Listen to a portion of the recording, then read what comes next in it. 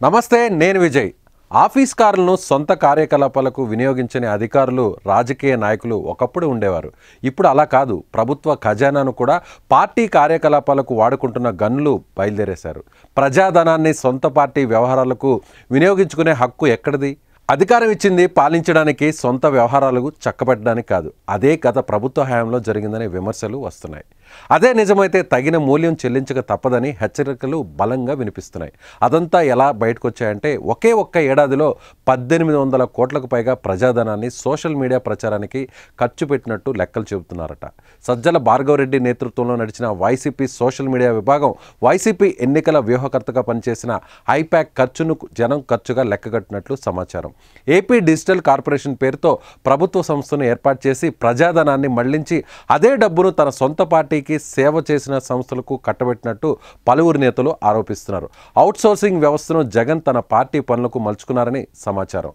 చంద్రబాబు హయాంలో చివరి ఏడాది అంటే 2018-19లో అవుట్సోర్సింగ్ ఉద్యోగుల జీతం ఖర్చు 864 కోట్లు.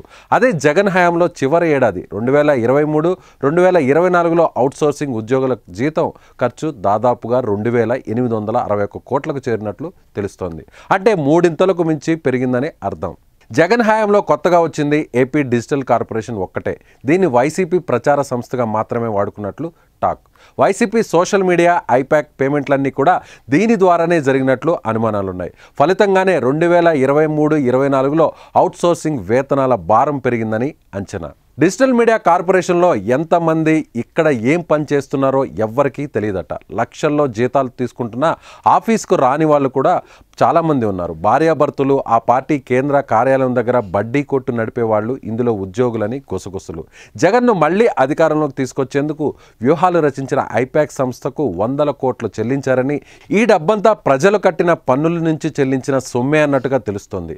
2 ఏళ్ల క్రితం ఐపాక్ ఉద్యోగులందరినీ సజ్జల భార్గవ్ ఆఫీస్కు తరలించారు. వీరందరికీ అవుట్సోర్సింగ్ పద్దు నుంచే జీతాలు చెల్లించినట్లు టాక్.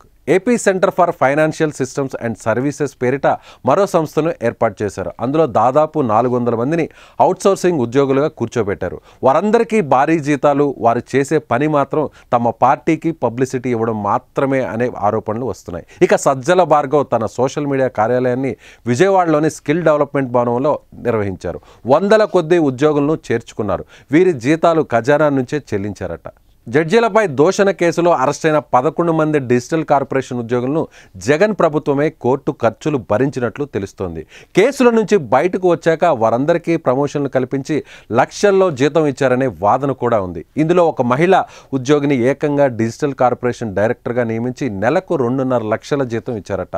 ఇదంతా అవుట్సోర్సింగ్ ఉద్యోగుల జీతాల పద్దు నుంచి వెళ్లేవని సమాచారం. అలాగే ఏపీ మినరల్ డెవలప్మెంట్ కార్పొరేషన్లో కూడా 100ల సంఖ్యలో అవుట్సోర్సింగ్ ఉద్యోగులను నియమించుకున్నారని, జగన్ హయాంలో ప్రభుత్వానికి ఉపయోగపడేలా అవుట్సోర్సింగ్ ఉద్యోగుల నియామకం ఒక్కటి జరగలేదని టాక్. అప్పటికే ఉన్న వారందరినీ ఒక్క కార్పొరేషన్ పరిధిలోకి తీసుకొచ్చి దానికి ఆప్కాస్ అనే పేరు పెట్టేశారు. ఇందులో చాలా కార్పొరేషన్లోని అవుట్సోర్సింగ్ ఉద్యోగులను, శానిటేషన్ వర్కర్లను చేర్చలేదట. టీడీపీ హయాంలో నియమితులైన 40,000 కంటే ఎక్కువ జీతం ఉన్న వారందరినీ తప్పించి సొంత మనుషులను కూర్చోబెట్టినట్లు సమాచారం. ఆప్కాస్కు నిధులు విడుదల చేయలేదు, కానీ డిజిటల్ కార్పొరేషన్తో పాటు వైసీపీ సేవ చేసిన సంస్థలకు నిధులు కుమ్మరించారు. ఈ గుట్టంతా ఐఎన్పిఆర్లో ఉందని, సమగ్ర విచారణ జరిపితే అసలు విషయం బయటకు వస్తుందనే బలమైన వాదనలు వినిపిస్తున్నాయి.